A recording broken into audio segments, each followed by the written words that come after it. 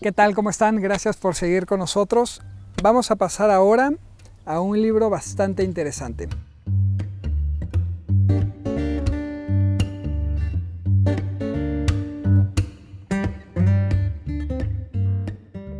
Fíjense, ya el reino de Israel, o más bien los israelitas, están en exilio, están en Babilonia, y este exilio va a durar 50 años. Entonces ahora vamos a prepararnos para regresar a la tierra prometida que perdimos por nuestra culpa, porque estamos muy mensos y porque hicimos todo mal. Entonces nos sacaron de nuestra tierra, pero con Dios siempre hay otra oportunidad, una nueva oportunidad, y no se va a cansar de darnos una y otra oportunidad.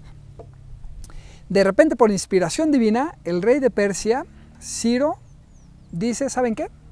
Los dejo, regresen a su tierra.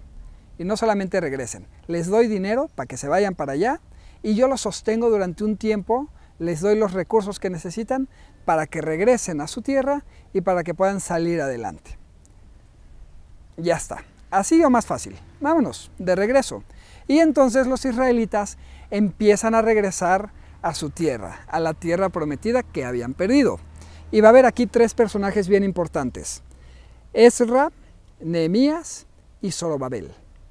Estos tres se van a encargar de que ese regreso del pueblo de Israel a su tierra prometida sea, por decirlo de cierta manera, un éxito, llegue a buen término. Vámonos con Ezra primero. ¿Qué hace? Ezra dirige y va a dirigir a los israelitas en el regreso a Jerusalén y empieza la reconstrucción del templo. Lo más importante, el altar y el templo de Dios nuestro Señor. Escucha, Israel, tienes un solo Dios al cual vas a amar con todo tu corazón, con todas tus fuerzas y con todo tu espíritu. Bueno, pues Zorobabel se va a encargar de que esto sea realidad y va a reconstruir el templo, o va a querer reconstruir el templo y a regresar al pueblo de Israel a su tierra, la tierra prometida que habían perdido. Estas nuevas generaciones de israelitas que nacen en Babilonia, que nacen en el exilio, ahora tienen que regresar a su tierra originaria. Y hay otra cosa interesante. No todos los israelitas se van a Babilonia. Habrá algunos israelitas que se quedaron ahí en la tierra por distintas razones. El exilio es para todos los israelitas, pero bueno, siempre se habrá quedado alguno por ahí, ¿no? Bueno, pues estos israelitas que se quedan en la tierra empiezan a tener problemas y conflictos con los que vienen de Babilonia. ¿Por qué? Porque los que se quedaron ahí en Israel no fueron adoctrinados, o no, más bien no les transmitieron la ley de Dios como a los de Babilonia. ¿Se acuerdan el libro de las Crónicas, que era un libro catequético? Ese libro fue para los que vivían en Babilonia, pero los que se quedaron en Israel no recibieron todas las enseñanzas. Entonces empieza a haber conflicto ahí entre los que vienen de Babilonia y los que se habían quedado. Ahí va a haber un problemilla, al final de cuentas se va a ir resolviendo poco a poco. ¿Qué hace Ezra? Él tiene que reconstruir la comunidad, ¿sí? Tiene que enseñar la ley, tiene que enseñar la Torá al pueblo de Israel. Entonces, él tiene una finalidad muy catequética. Tiene que transmitir la palabra de Dios al pueblo de Israel. Una renovación social y una renovación espiritual. Los israelitas exiliados se empiezan a casar con mujeres de otras religiones y demás. Entonces, tienen que volver a catequizar, tienen que entender esto en el contexto de aquella época, ¿sí? No podemos pensar en lo que pasaba hace 100, 200, 300 años con los criterios que tenemos ahorita, que los derechos humanos, por ejemplo, pues es algo muy nuevo, algo reciente, algo del siglo XX. Hay muchas cosas y muchos criterios que nosotros ahorita tomamos en cuenta, pero que en aquella época, estamos hablando en la época antes de Cristo, pues obviamente no existían, ¿sí? Entonces, Ezra, de cierta manera, tiene que hacer esta reconstrucción de la sociedad y una reconstrucción espiritual, una renovación. ¿Ok?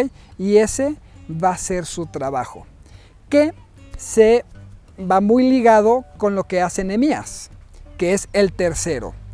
¿Qué quiere? Él quiere reconstruir los muros de la ciudad de Israel. Padre, ¿qué tiene que ver eso?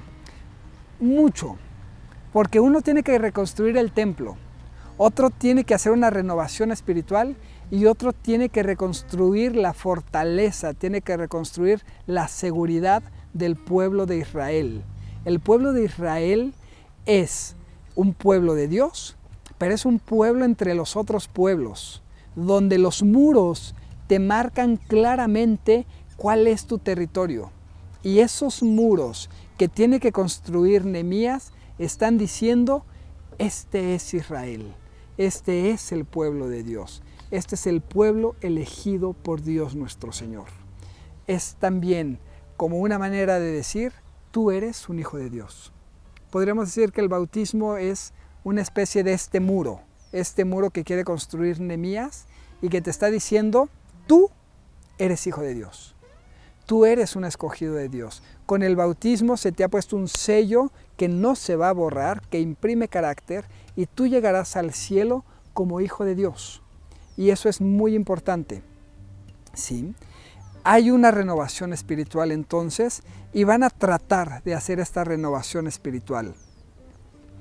Hay un momento muy importante donde se reúne a todo el pueblo de Israel para que recen la Torá por 7 días seguidos. Se llama la fiesta del tabernáculo, la fiesta de las más importantes que hasta ahora también los hebreos celebran. ¿Para qué? Para recordar la fidelidad de Dios en el Éxodo. Recordar la fidelidad de Dios en el exilio. No importa dónde esté el pueblo de Israel, Dios siempre va a estar con ellos. Esta renovación que parece muy material, por decirlo de cierta manera, porque hay una reconstrucción de muros y porque hay una reconstrucción de un templo, en el fondo se quiere una reconstrucción de la espiritualidad, una reconstrucción social. Al final de cuentas es una transformación del corazón. Esto el pueblo de Israel no lo va a entender. Y ahí es donde la historia continúa y donde Dios sigue firme, sigue fiel y constante. Aunque no lo entiendas, aunque no lo comprendas, quiero que cambies el corazón. Quiero una renovación de corazón, no una renovación de construcciones. Lo que necesito es que el corazón de mis hijos cambie. Y eso es lo que también nosotros hoy en día necesitamos hacer. Cambiar nuestro corazón, dejar renovar nuestro corazón por el amor de Dios. Así que déjate amar y ama mucho.